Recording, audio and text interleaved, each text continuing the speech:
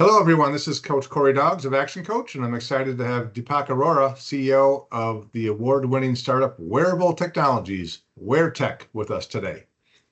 He's an ex-IBMer and has spent 25 years in the health, IT, AI, software, and medical device space with leadership experience running global-scale health offerings. He has a deep understanding of implementing and executing various software delivery models and has extensive working knowledge of highly regulated industries driven by the FDA and FAA regulations and processes.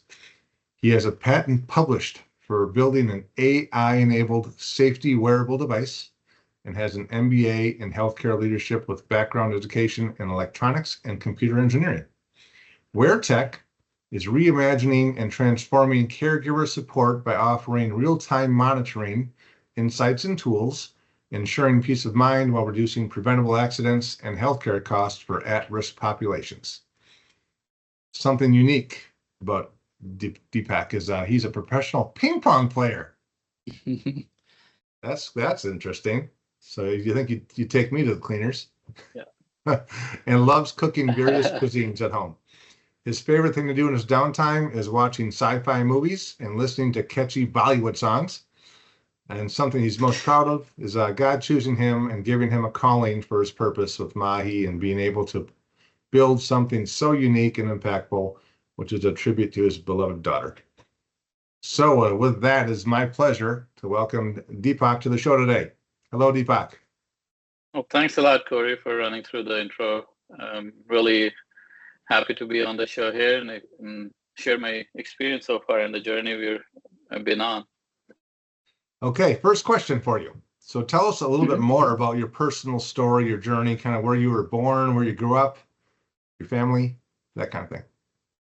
Yeah, for sure. So I'm originally born and brought up in New Delhi, capital of India.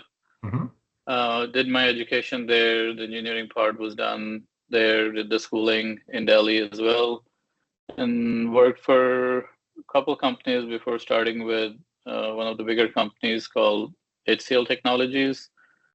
And as part of their workforce deployment, I was posted in Canada, right near where Research in Motion was started, out of Waterloo, Canada. So the company I was working for as the client of offshore team was called NCR Corporation. And that was my first experience working in a larger scale enterprise organizations. And we were building check sorting machines, ATM machines, and having the software at the back end to support all that. Worked there for a few years, had been at their customer sites in Texas, at San Antonio locations and then Texas areas, supporting their deployments and whatnot. But from there on, moved to a different vertical under oil bitumen extraction company within Canada. Canada is big in oil, so everybody deals with one way or the other. And my part was to figure out if we can we can improve the performance of the bitumen extraction by even a 1 percentage point. That would have saved millions of dollars for the oil companies. From there on, worked at a couple other smaller sized companies, and that's where I got sort of the entrepreneurial type background, running the show there. Then joined another semi big company called Merge Healthcare in Canada. And we were acquired by IBM while I was in Canada. But as part of the transition with IBM Watson Health, they decided to move us here to the US. And I was told that at least go somewhere warmer. I hope everybody was saying that, at least, that you'll be someplace warmer. I say, yeah, sunny Wisconsin is where I'm going. Still a couple degrees hotter here, but yes, ended up here. Been here 9 years now, right out of Heartland, Wisconsin, near Arrowhead School District. Have family here. We were blessed with 2 daughters. We had third one that we lost. But the younger one is 2.5. The older one is sophomore, going into sophomore. And then I think hobbies, you nailed it down well, that professional ping pong player, and then listening to different music and watching sci-fi movies. Okay. All right. Well, thanks for sharing that little insight to your personal life. Now, you've been in Milwaukee for 9 years. When did you start WearTech? Yeah, so back to Milwaukee was part of IBM's onboarding group that were trying to integrate our software platform with IBM's Watson Health. So I did learn a lot about the integration, the AI of the world in the back end, how they all integrate. But then about 4 years ago, we had a personal tragedy in family. And you shared that earlier, that became the impetus to start WearTech. We lost our toddler daughter in a drowning incident, Oh, sorry to hear and not that. far from our house. And that changed the whole thought process on what life is, so to speak, and how short it is could be. And then if we could make anything come out of it that can help others not go through the same challenges we went through, and that made the push for us to start WearTech. Did about a year and a half-ish, 2 years almost, moonlighting, filed the patents, did the initial napkin design, raised some dollars funding-wise, and then actually went back to college. That part I didn't mention in the personal story.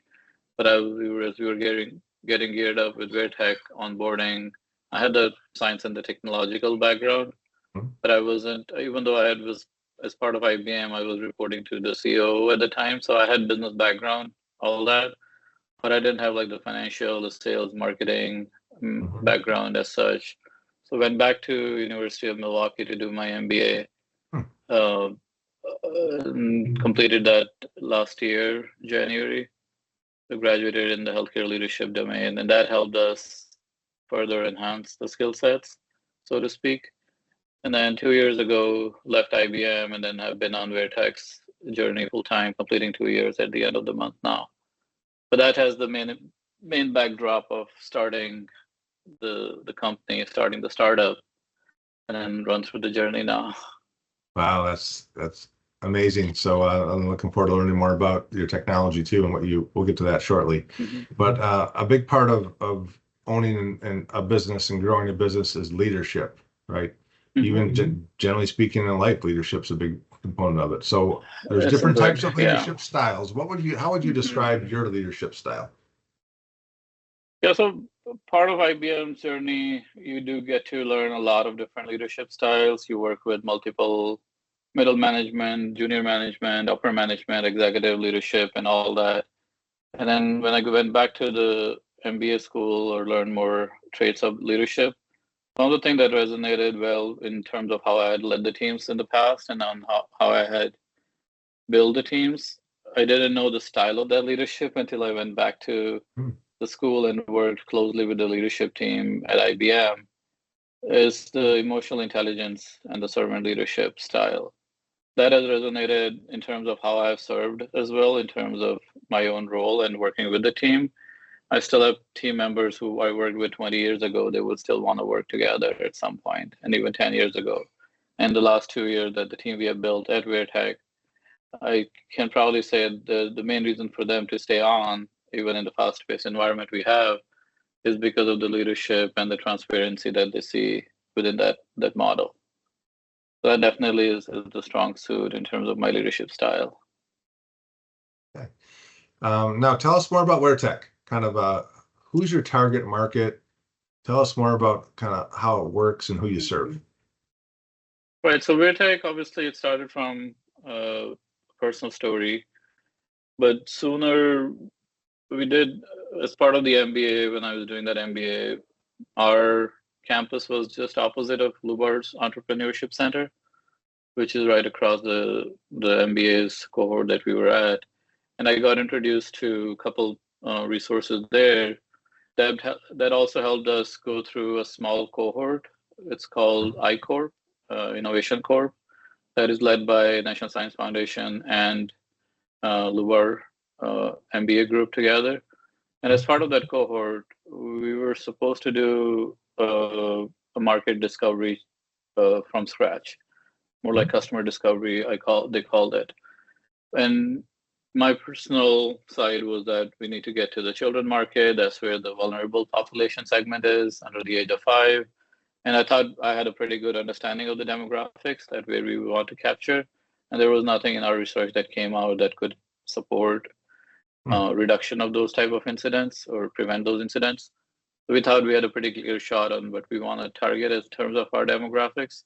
But then the iCore program, the customer discovery, actually almost flipped the bit for us that we ended up pivoting, even though that was the hardest decision probably for me personally. Yeah. But from the company standpoint and the startup standpoint and the market trajectory standpoint, we ended up deciding to go into a senior living as our main demographic market segment. Doesn't mean that the vulnerable population is not under the age of 5, but knowing what we know now, or 2 years ago when we did the discovery and the research, knowing the trajectory of US population going, and globally, everybody is getting more older, more living more longer lives and more healthy lives. And that was the push that everybody has today. And just the number game was such that even though you could support the early age population, but the technology can make a bigger impact on the population that's getting older. They are vulnerable, their neurodivergent challenges, cognitive decline challenges, health challenges, other issues that develop over time as you age, and they become more vulnerable too. In fact, there's a status out, or not a status, an actual statistics out there that the number of our population segment that go through any kind of preventable accidents in their lifetime is maximum under the age of 5, but a bigger number is actually over the age of 85. Whether it is fall, whether it is wander, temperature conditions, ambient temperature, extreme temperature. So with all that in thought process, our demographics shifted in that regard to the first phase that we are in right now for market capture. Capitalization side is the senior living now. So selling wise, we are partnered up with the local state Wisconsin now. So state Wisconsin is publishing as part of their Free Fall Wisconsin program, as part of their dementia care program, Alzheimer research program. All those channels, they are supporting WearTech as a preferred partner vendor. And we already have customers who signed up with us through their government channels. And then we're also looking to partner up with local senior living facilities, assisted living, memory care. We have pilots going on right now within state, out of state, and we're seeing pretty good results. Knowing what we did 2 years ago is seeing the value add propositions now. Would it also apply to someone who's still in their own home, maybe living by themselves? Exactly. So any at-home independent living within their home circle, they are also using it today. So we have older population segment, and their children are worried about it because they live 10 miles or 100 miles away from them, and they're seeing some challenges with their older folks. They're definitely leveraging this as within the home type solution as well for monitoring, for safety prevention, and getting alerted in time. So even though the market value or market demographics is selling it to institutions, but the consumer at home are also equally vulnerable when they're living alone. Wow. So they're also using it. It's amazing. A great way to use technology to help people, right? So, and it's evolving so quickly, and you seem to be at the forefront of that. Yeah. Next question. When did you realize that you had the confidence that you could just do this on your own and get this going? So to be honest, the first 5-6 months after the incident happened, we were still rattled. I'll be pretty honest about it. We were still going through. Some part of me still is processing the grief situation, but the part about coming back to the business when I got the gist of it that I could run it is when I think when you get that feeling that this could help the broader mankind or broader human base in general. And if it is that important enough, somebody has to take it. Somebody has to run it with it.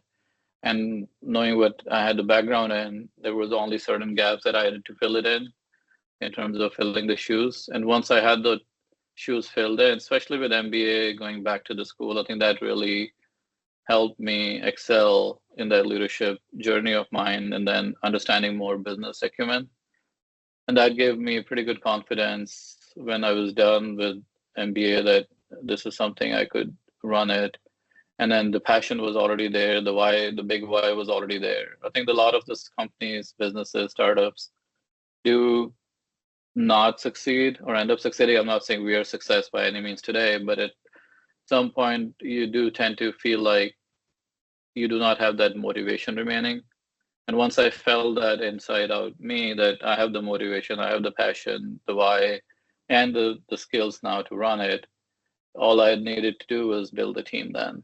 And that definitely has come a long way since then. Right. Looking back, professionally speaking, is there anything you would do differently or change if you could go back to the beginning of your career? Like back all 25 years ago? Yeah, all 25. One thing I would have probably done is I would have done my master's earlier, or at least higher education earlier, rather than waiting 20 years to go back to school. Was it hard to go back to school?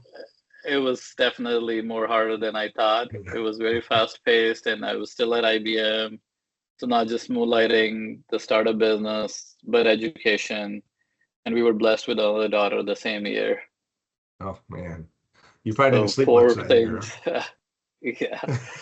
Yeah. So I had my daughter in one hand, the younger one, and the book on the other, and then the startup world on the third eye almost.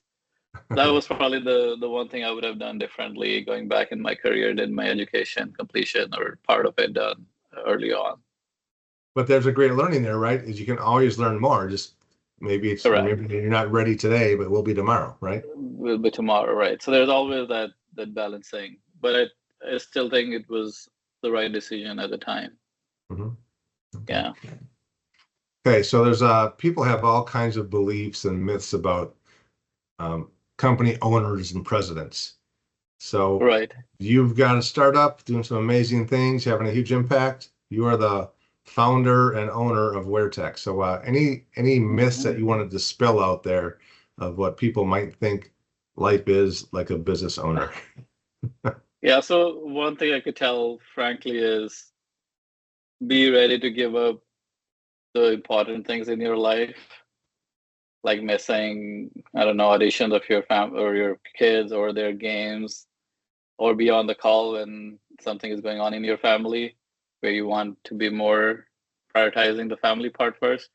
So I think that's the myth, is that CEOs get all the world help in terms of their assistants, their team members, and CEO just has to look at the reports all day and then tell the direction. As a founder, what I think has stuck with me is I'm more hands-on than you could think of any in terms of startup world. So the myth is that you get all the luxury, but actually the luxury is for the people that you serve at the end. Yeah. They're the one taking the benefit out of it. You're still, like I said, servant leadership model is you're still building that trust and transparency and honesty within the team that the team can rely on you. And the myth is that it's the other way around. You build a team and then they follow through with everything. Yeah, great insight. Yeah. Speaking of insights, you've 25 years of experience. Anything that you've learned or any advice you'd like to share from your 25 years of experience? Yeah, I think I've gone through various stages in the journey, starting from an intern all the way to leadership role now. The one thing that definitely advice-wise I would suggest is if you have something that you're working on, you need to give it 110%. There's no question. Either you do it or you do not do it. If you're doing it, make sure your heart, your body, your mind, and soul all is into it if you really want to see the outcome come out of it. Mm-hmm. Just giving like half and half, your mind and body is not in sync type thing. So that definitely I've seen fallouts because of that, where my head and heart and my body was not all like in one spot that I wanted to focus on. Yeah, that's not a recipe for long-term success, is it? If you're not all in, and then like anything in life, the more you put in, the more you get out, right? More put in, the more you get out. So yeah, if you do not have that, there was a phrase I'm trying to remember now. It is, I think the CEO of Alibaba said it one time. I forgot the exact quote, but the outcome or the theme was that if you do not have conviction, do not start anything type situation is what he mentioned. If you have conviction and motivation behind it, just make sure you keep doing that. All right, great advice there too. Okay, is there anything else that you want to learn? Something new that you want to learn in life for you? A new skill? You mean like professionally or personally or hobbies? Let's do personal first. Okay, so personally, I want to have a bike. Okay. What kind of bike? Especially in summer weather, just like a sports bike, or just I could drive it around. My wife is completely opposite. She doesn't want me to. But that's something as a hobby I definitely like to do, or personal interest learning wise. And professionally? So professionally, I think building more on what we have established as a baseline now. So keep working towards more solidifying the traits that I have as leadership. Even though I preach servant leadership, there has been instances where I fell short of it. So just keep making sure the dial that you get, you can dial up and down based on what mode you need to be in the leadership style. So that's definitely one of the professional goals for me. Okay, so you're a couple years into the startup. Looking ahead, the next 1 to 3 years, what's your number one area of growth? Number one area of growth is building the pipeline for our software offerings. The hardware-wise, I think it's just an entry point for us. So the actual wearable, like we are wearing right here or my wrist, they are ready to market. They're already in the market. But the stack that we're building in the back end is where the growth will flourish. So having all the data that we have collected or collecting today, even from different size, different users, making sure we can give an actual insight into that data to not just the organization that we're dealing with, but at some point the state who partnered up with us, state and at federal level, we can showcase what this technology can tell them. So one of the things, for example, you would see data points on how many accidents happen in a year. So for example, National Council of Health or Accident Council, they track all the data points, drowning, motor accidents, what have you. But there's no database today that can tell you how many incidents were prevented.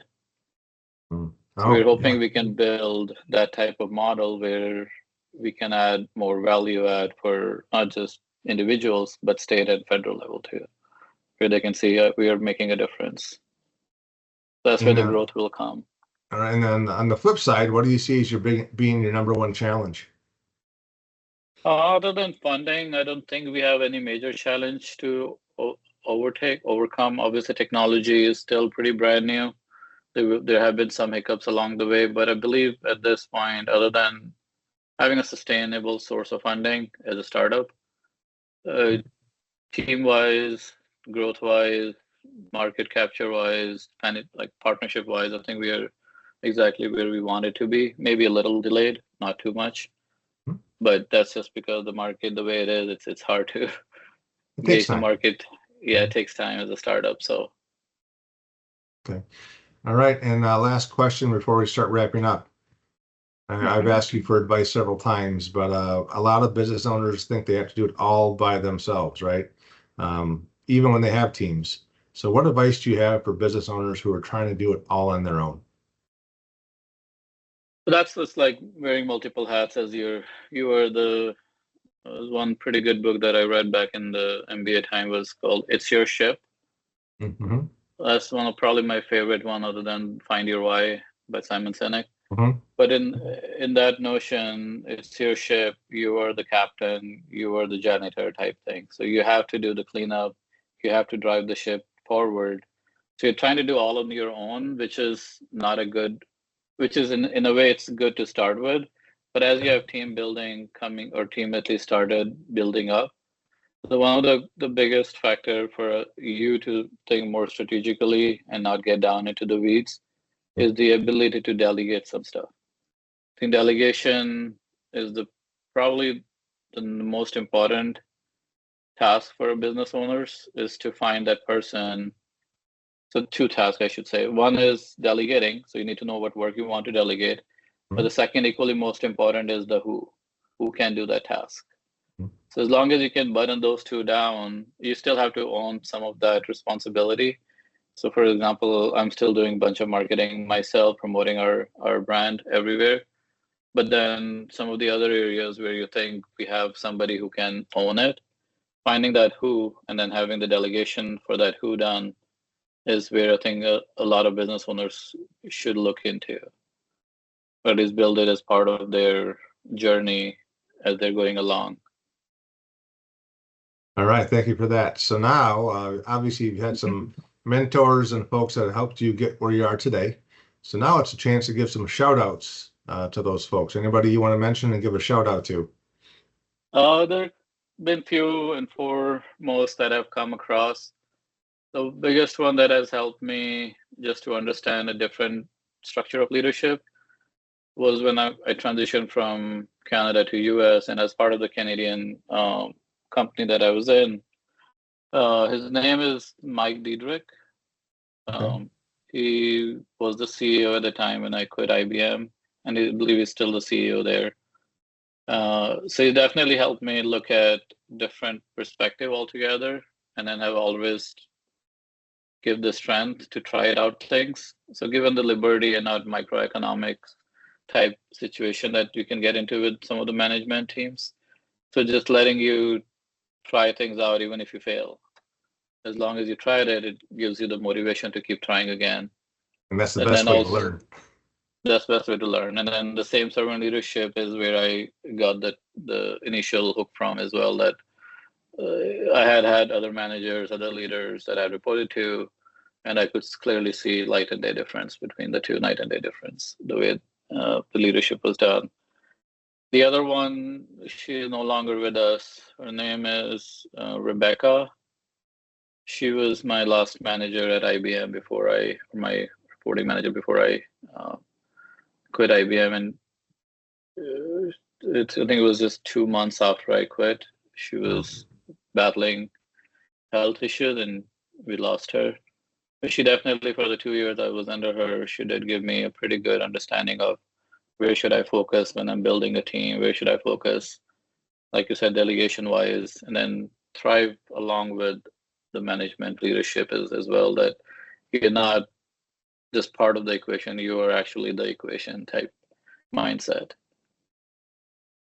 All right, so those two definitely stood out. Now, how can someone learn more about WearTech, what you're doing, how to learn about the technology, and maybe how to use it? Yeah, so our lines of communication are open. We are on social media, whether it is Facebook. LinkedIn is our primary platform just because of the business community there. But in general, we have Facebook, Instagram. Our website is open for beta signups today, and the final slots are remaining. We are looking to finalize our beta in this quarter, and then the plan is to launch towards the end of the year. Okay. So anybody who wants to get in touch, it's simple. Go to our website. We have two websites. One is simple as WEAR, wear-tech, wear-tech.com. But our AI engine is called Mahi, which is the name of my daughter. The AI that is running on devices, on our app, or in the back end is called Mahi. Think of it as Siri or Alexa. That is learning your pattern, helping you out by learning your day-to-day routine. And that website is called mahi.ai. Okay, and that's M-A-H-I. Mahi. M-A-H-I, Mahi, just like the fish. So mahi.ai or wear-tech.com. They can reach out through there, sign up from there as well. And I know one of your interests is sci-fi movies. And before we got started, we talked about how I love your logo. You can see that behind. Yeah, that's a science fiction. So is that a call out to Iron Man? Sort of. I mean, I'm putting the tag on my side, but the thought is you can have it right on the heart area in a shirt, and it becomes like your mojo type thing. That is, you're protected. Right. Okay. Well, that's all the time we have for today. But so thanks a lot for your time. It was great to talk with you, learn more about WearTech, and we'll get this published and shared. And thanks for the opportunity, Corey. It's great talking to a local business, obviously, who's looking to do this out of their norm and then building a presence out there. Okay. Thanks. Have a good day. Thanks, Corey. Yeah, you too.